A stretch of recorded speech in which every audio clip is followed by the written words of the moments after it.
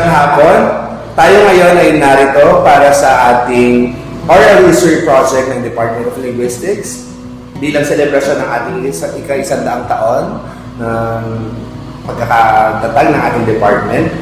Ako si J.R. Igno, ang inyong department representative ng taong 2003-2004. Ako naman si Rogie Apelo Villarreal, ang inyong Linguistics Department Representative ng 0203. Ako naman si Christopher Lufitas, Linguistics Department Representative ako noong 2006 hanggang 2007. Ako naman si Soleil Vinoya, LingDep Rep noong 2017 to 2018. Ako naman po si Jay Colastiere, LingDep Rep po noong taong 2018 and 2019. Okay, para sa kaalaman ng lahat, ano ba yung ginagawa daw ng DepRep? Noong panahon namin, since nagkaroon na ng online enrollment system, so yung LingDep Rep, nagsilbi siyang bridge, kumbaga ng DepRep, not only to the linguistics students, but also to the students who are likely to enroll sa mga link subjects. So kami nag-update ng slots na meron, so they would be aware kung pupunta pa ba sila sa DEP para mag-enroll dun sa subject na yun. Tapos add ko rin po, yung bawat department representative, nagmamanage din sila ng core group. So, yung core group ng linguistics is yung Sparkling. So, bukod sa pagiging part ng buong student council and nag-serve as liaison ng student council to the Ling majors, parang meron ka rin sariling maliit na student council. Kasi yun yung kailangan ikaw yung mag-lead ng core group sa loob ng department. Magkakaalaman na tayo ngayon kung paano at naging department representative ang isa-isa dito.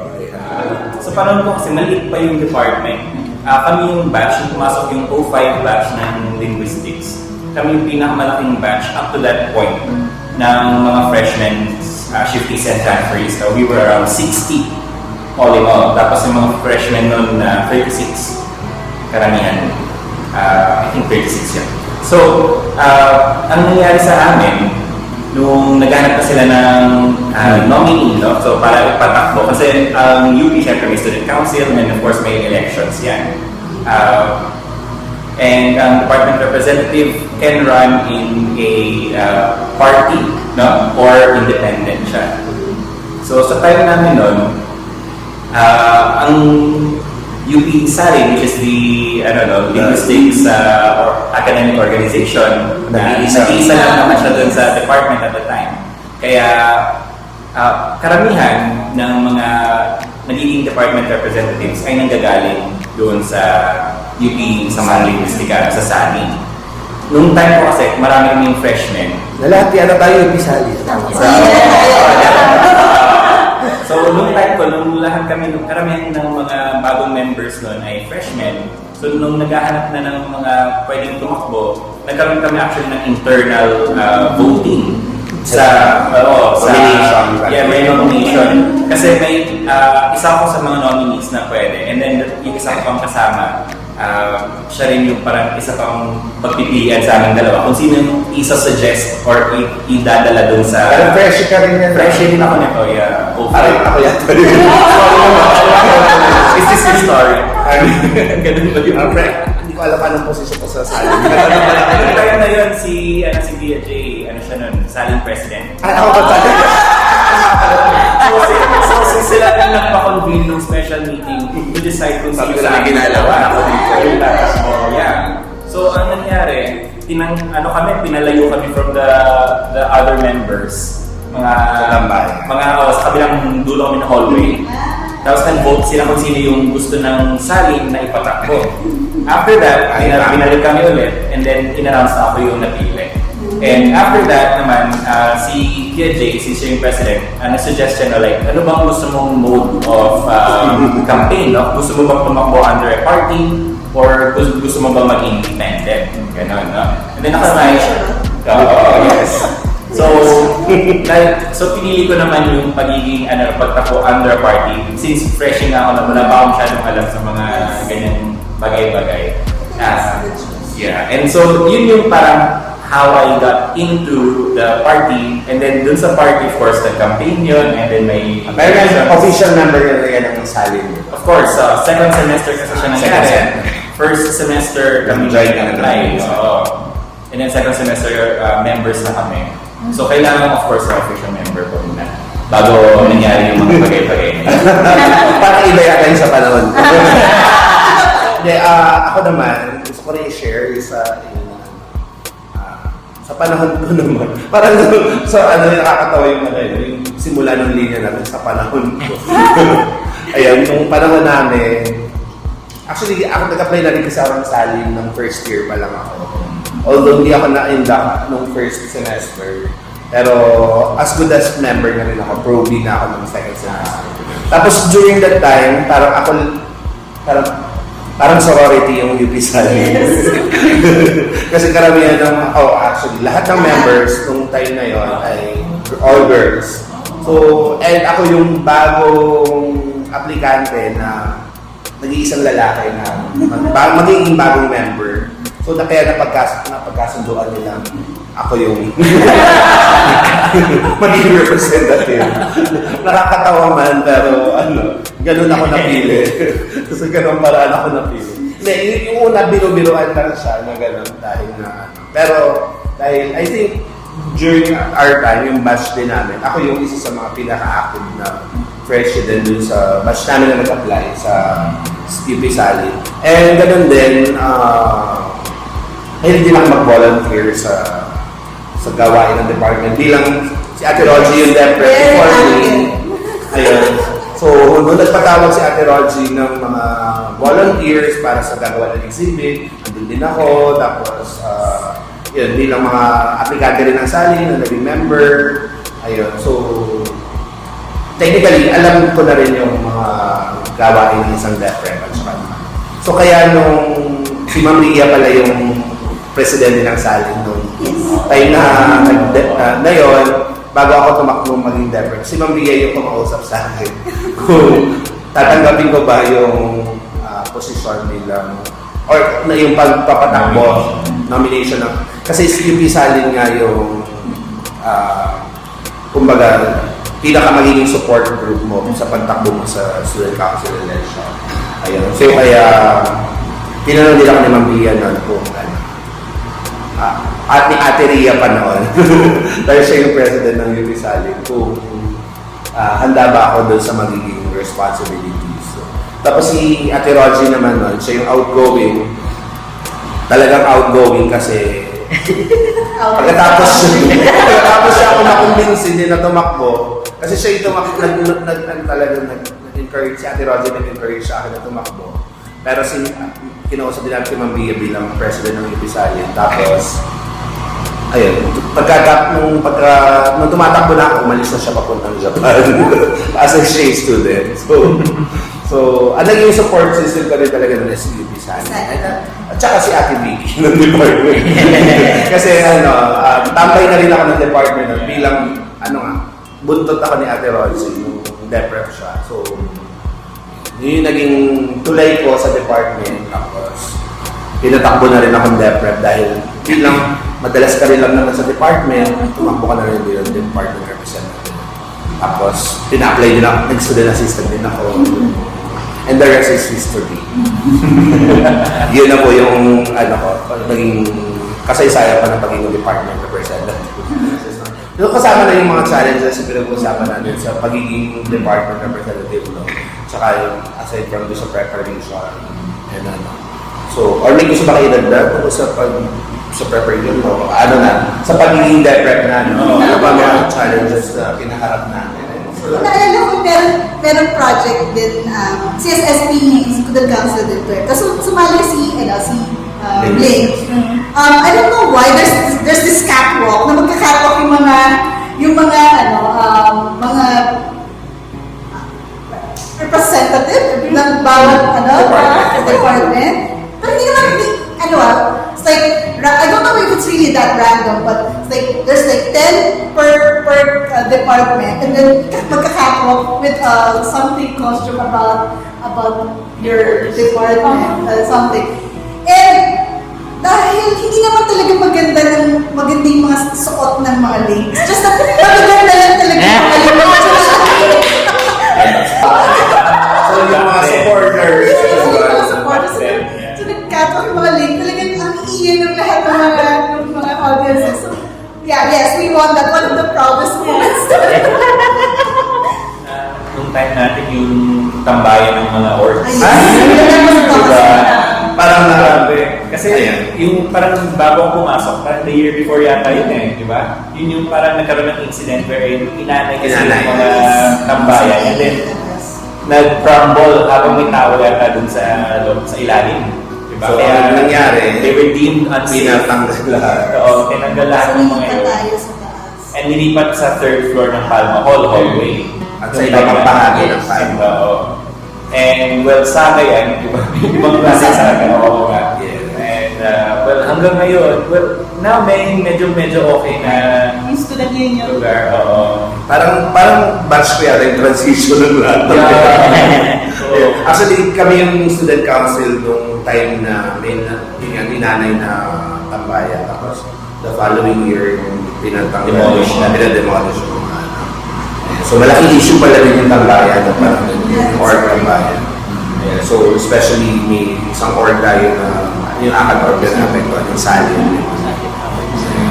Hanggang ngayon, problema pa rin na. Hopefully, pero doon sa, hopefully doon sa pinapagawa natin na renovation sa PAC 4 ay magkaroon ng space yung student lounge, yung org din magkaroon ng lounge for the tambayan ng org. Para hindi rin siya nakaka-distract sa doon sa gilid-gilid lang ng department. Ayan. So, ayan.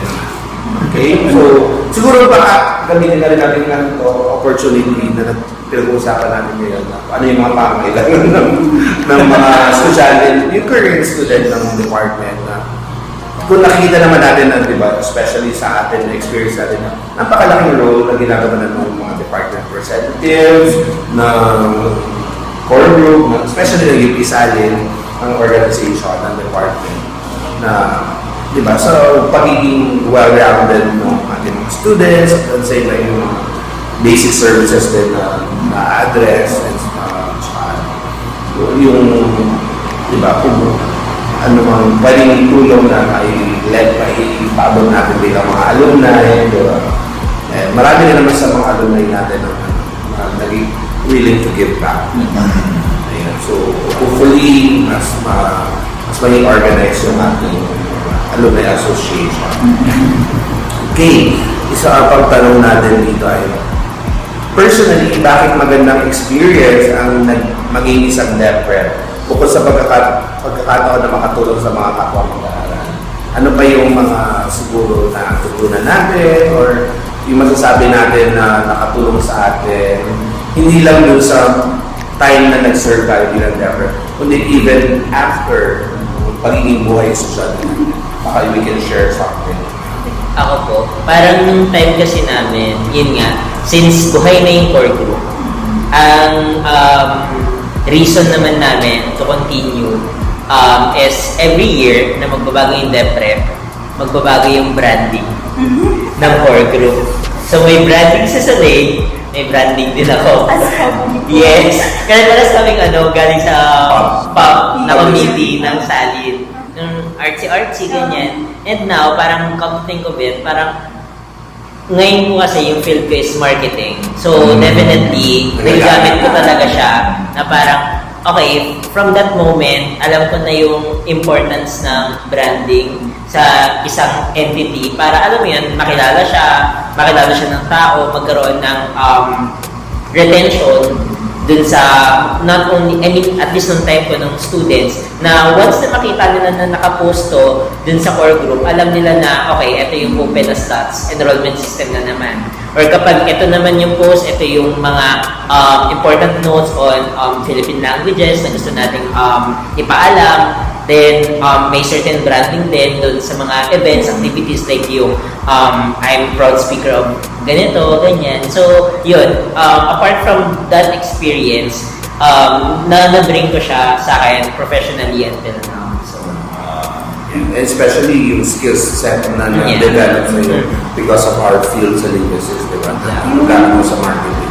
Yung sa akin naman po, parang nag-open siya din, nasabi ko kanina, nag-open siya ng madaming doors na feel ko I wouldn't think of pursuing a career in the development sector and taking a master's in human rights kung hindi ako naging part ng council. Kasi dun na-open yung, I guess, yung perspective ko na mas napalawak siya sa mga issue na kinakaharap natin as students, hindi lang din sa loob ng university o pati sa labas yung kinakaharap ng like everyday people.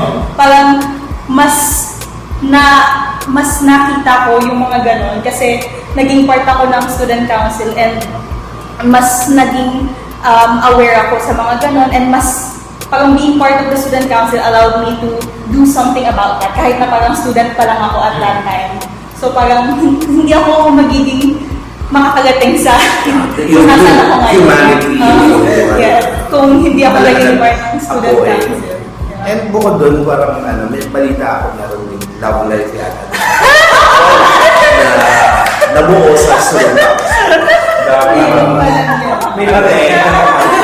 For now, we have to end this. So, but before we end, maybe I would like to ask for some last words or message for the Ling community and particularly syempre UP Ling community. But actually ngayon nakakatuwa kasi pag sinabi ng Ling community, hindi lang UP, even outside UP, other universities and even hindi undergrad pero lumalaki na talaga. Pero parang sa Ling community natin, lalo na sa mga nagbabala or may pangarap na maging student representative din ng ating department, meron ba kayong advice or Dahil ako mas hindi mo na muna na ako ha. Sige, Sa isang galing. kumati na. And, so sa mga Majors. linguistics major. or baka may manonood na mag-ship pa Nung time namin, may narinig ako lang na sabi nila na, bakit? Ewan ko kung minarinig yun rin to sa mga magulang, mga tita dito, bakit ka nag-linguistics? Ano yan? May ilang language ang alam mo? Anong kapupuntahan mo dyan? Ano magiging trabaho mo? May trabaho ka ba kapag nag-link ka? As you can see, meron. Marami. And you know what? Very versatile ang linguistics. You can work for the government. Of course, you can work as a vocation teacher dito sa UP. That's a very good and noble job. Hindi nga lang daw financial lucrative. But of course, saludo ako sa mga teachers dito. And you know, there's a lot of jobs out there and just do your best while you're studying. Marami tayong pupuntahan. Yan. Tapos sa mga nagbabalak naman na or nag-iisip pa lang or nag-contemplate if you are for lay rep. If you want, kung nag-iisip ka pa lang, visit. Visit a sign. You go for this one. Alam mo, anong una sabi ko, nag-isip ako, di ba? It took me a while before I said yes. Ako yes ano. But you know what? I'm so happy I said yes. Because everything I learned, everything I have right now, a lot of it came from my saying yes. So you learn a lot and you'll be able to use all the skills and learnings sa work and your life. So go for it. Parang gusto ko na sumunod kaya. Kasi baka makalimutan ko yung yung gusto ko sabihin. Ayan. Ako na ba? Ako susunod na pwede mga mga na. Yes, totoo yung mga sinabi ng Ate Rosie na this is it. And sobrang ako, hindi naman nakikis agad talaga nung in-offer sa akin yung magiging interpret. Tsaka hindi rin talaga lingin mo first choice ko, pero babalik ko yung yung, baka makalimutan ko sa yung tungkol sa pagpili natin ng choices natin kung serve tayo bilang student leader, kapag halimbawa nandiyan yung opportunity or may in-offer sa atin or may chance na ano, grab nyo lang kasi bihira din yung ganyang opportunity. Hindi lahat ng students na offer ng ganyan, di ba? Or hindi rin lahat may ganong courage or may mag-take no responsibility. Pero ako, sabihin ko, mahirap yung experience, pero at the same time, very fulfilling. Tsaka sobrang, kahit na until now, dala-dala ko yung experience na yun, yung saya, yung sarap ng experience ng pagiging student leader. At saka, yung kung sino ako ngayon, kung yung buo-buo sa pagkatao ko, parang nag-spark lang. Although, nung high school naman, student leader na rin naman ako, elementary pa. Pero yung itong college na, sabi ko nung una, ayoko maging acting kasi mag-aaral lang talaga ako. Pero kinain ko yung sarili ko ng salita. Pero yun yan, it shaped me in a very good way na na kung nasan man ako ngayon, yung success ko in life, kung ano man yung success, kung marinturing na success yun para sa iba.